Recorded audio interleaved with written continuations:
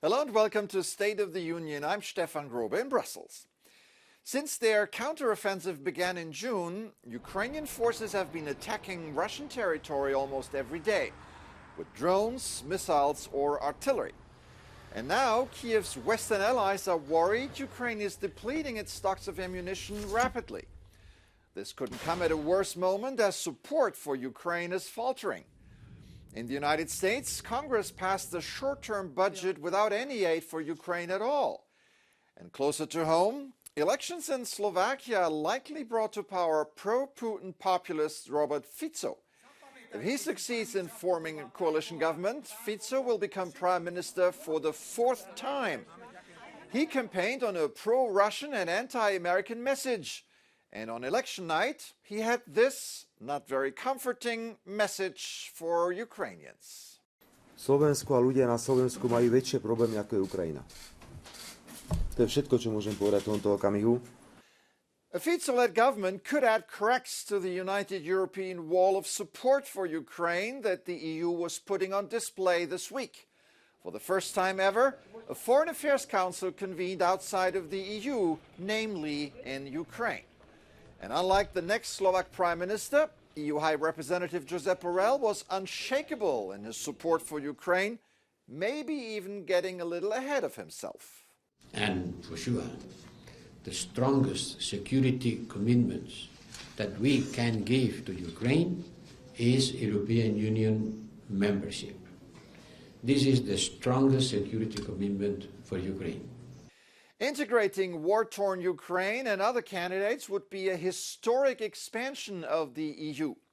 So historic, in fact, that member states are getting more and more divided over this issue. Joining me now is Alexander Schallenberg, the Foreign Minister of Austria. Welcome to the program. Thank you for inviting me. So we just heard from Josep Borrell, who said EU membership would be the strongest security commitment that the EU can give to Ukraine.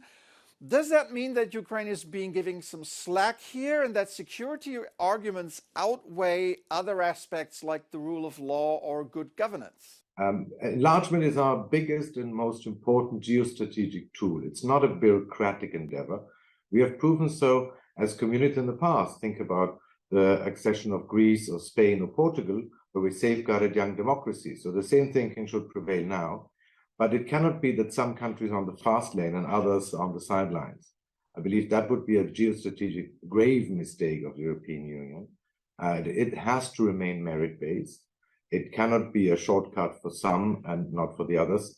So in one sentence, I don't want Animal Farm among candidate countries. All candidate countries are equal, but some candidate countries are more equal than others. This is not an approach we should have. When it comes to the Western Balkans, your government supports the idea of gradual integration of those countries until 2024 on the way to full membership. What is your plan? It's not only for the Western Balkans. We believe that gradual integration would be the answer for Ukraine too. The point is we have to leave behind us the binary thinking. It's either 0, you're not member, or 1, you're full member.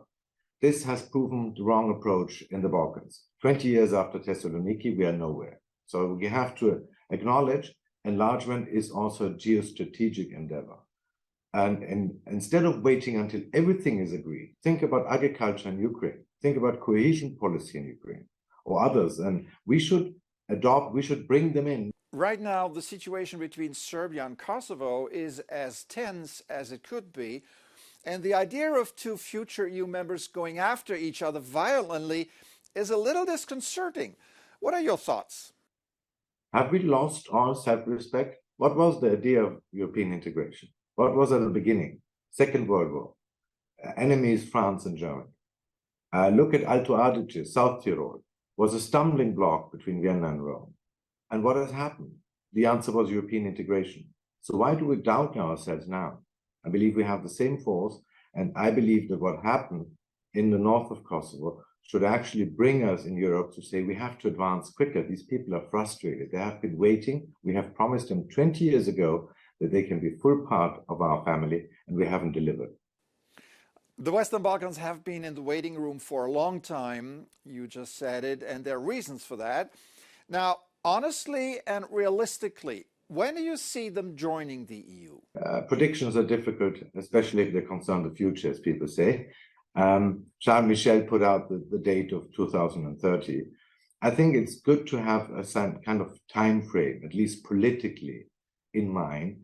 The point is, we promised at the summit of Thessaloniki, exactly 20 years ago, to each and every member country of the region, that they will become full members of the European Union.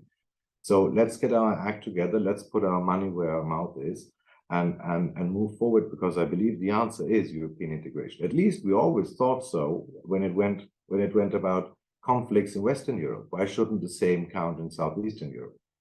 All right, Alexander Schallenberg, Austria's foreign minister, thank you so much for coming on the show today.